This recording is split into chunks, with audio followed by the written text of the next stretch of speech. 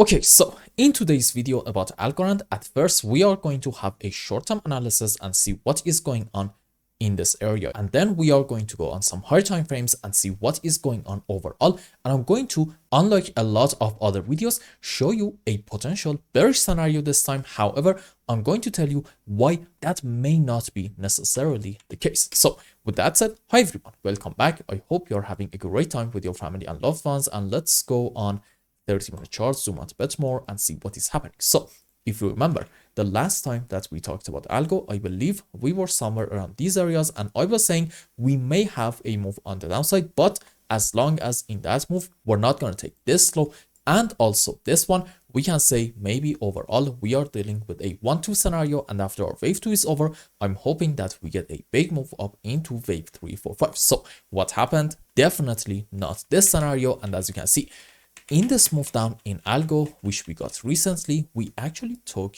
this low. Now, is this thing going to be an absolutely bearish sign? In my opinion, no, not yet, because I can still argue that we are having a correction structure down starting from this high, and now it's going to be ending to somewhere around the current point, or who knows, maybe a bit lower, doesn't really matter. The point that I'm trying to make is this: when you compare this move on the downside to this strong bounce back, it seems like that at the moment bears are not really that strong, and this whole move again might be a correction structure, and after it's over we may have another move on the upside. So in my primary case in Algorand, I still believe that we may have a move up, and hopefully in that move we are going to get back above this important level, which the higher band of it is about, let's say, 32.5 cents. And by the way, I still stand by what I said in the previous videos. I still think that we are having in this move on the upside in algo a 5-wave impulsive structure up, and now I'm gonna say this is probably starting from this low like an A correction for wave B, probably an ABC zigzag, and then another 5-wave up into our C leg, and now we can consider in this whole move down potentially a W, X, Y in form of either a flat and a zigzag or possibly a double zigzag, doesn't really matter. Also, if you go on some higher time frames, for example daily chart, let's zoom a bit more, okay, and see what is happening in terms of indicators. It seems like that we want to have in this area a potential bullish divergence. This is on the live chart a low, the other one is a lower low. However, in RSI so far I can tell you this is a low, the other one is a higher low, and in MACD we are having pretty much the same situation. So these can be bullish signs suggesting that bears are kind of running out of power, but they don't mean that from this exact point we are going to get a very strong bounce back and start another uptrend. No, these just mean that again the downsides in algo are indeed quite limited. So overall, not a whole lot has changed in the short term, and this is the extent of the short-term analysis that we are going to do in today's video. Now let's talk about some long-term structures. So in every single video about Algorand, I tell you, look, in the long term, I am 1000% bullish, and I believe overall we are going to have a fantastic bull run in the cycle, which in it, who knows, we might even set an all-time high and take the highest size somewhere around $3. But some of you guys said, why am I always bullish? Why is it that I'm not talking about some bearish possibilities? So, you know, fair enough. In today's video, we are going to talk about a potential bearish pattern in Algorand. Now, first things first. In the bearish scenario in algo, I'm gonna say probably this point wasn't actually the end of our correction, and it was right in here, meaning that I should say probably the end of our C leg for our second zigzag is going to be right in here, and overall and on a higher degree, this is potentially the end of our wave. But why should I say that? Because what do we have in this phase up starting from the lowest low down here about, let's say, 8 cents.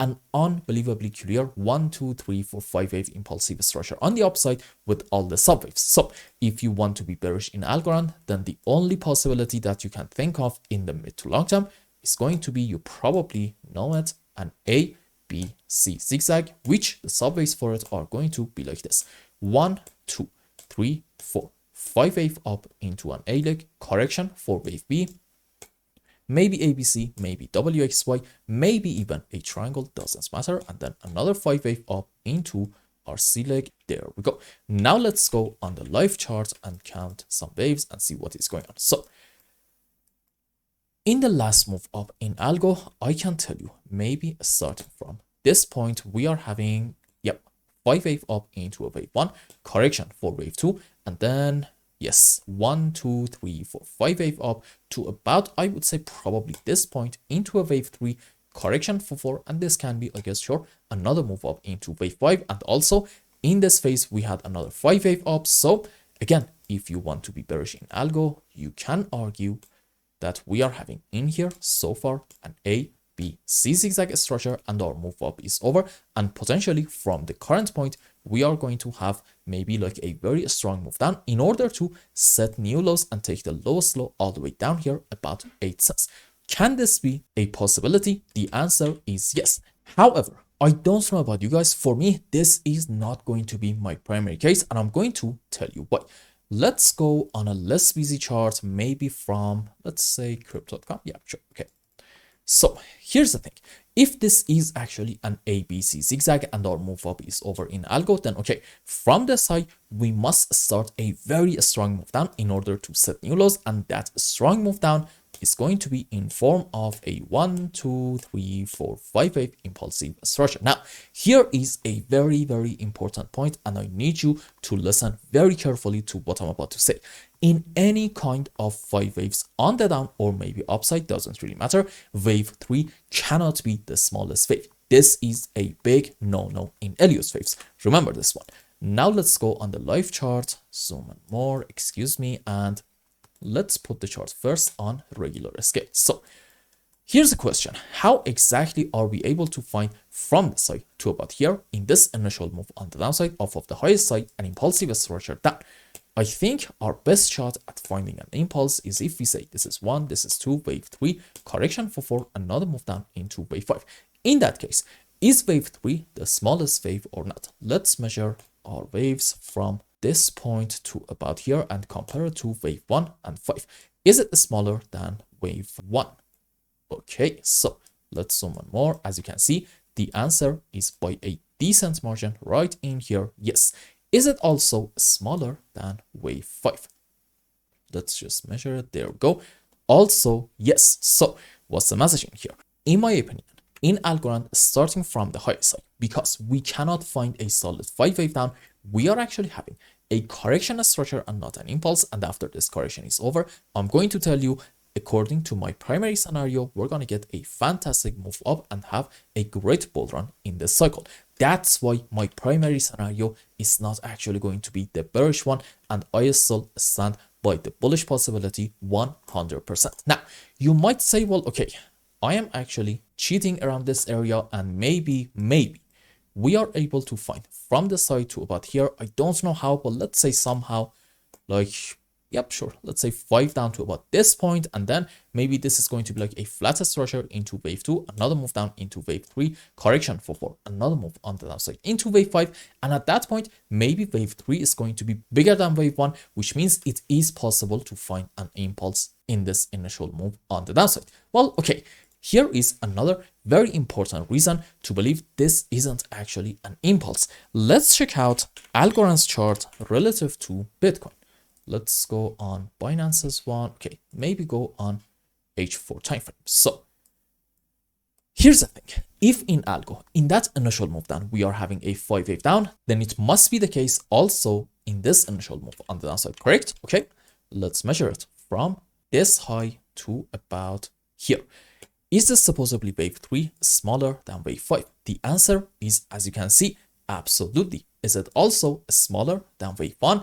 Absolutely 100% yes. So this is another important reason to believe in algo overall. From this high, we are just having a correction structure, and for now, in my opinion, there is just nothing to be worried about, and overall we are still absolutely bullish. Sure, you can go according to the bearish possibility, and that can be your primary case. Fair enough, I absolutely respect your opinion, but from my point of view, the structures in algo do look absolutely bullish. And also, In the next video, I'm going to talk about a potential bullish possibility because now I have actually changed some waves and I think Algorand might be cooking something very, very special for us. So I hope I explained everything well and you understood what is going on in Algorand's chart. Anyway, if you found any value in my content, I would really appreciate if you like this video and consider subscribing to my channel and follow me on Twitter. And if you want more, maybe you want a complete analysis for your own specific crypto, or maybe you want to learn some decent TA in order to be able to make decent money in the markets, you can become a member and ask me anything you want. And until the next video, I hope you have a wonderful time with your family and loved ones. Goodbye.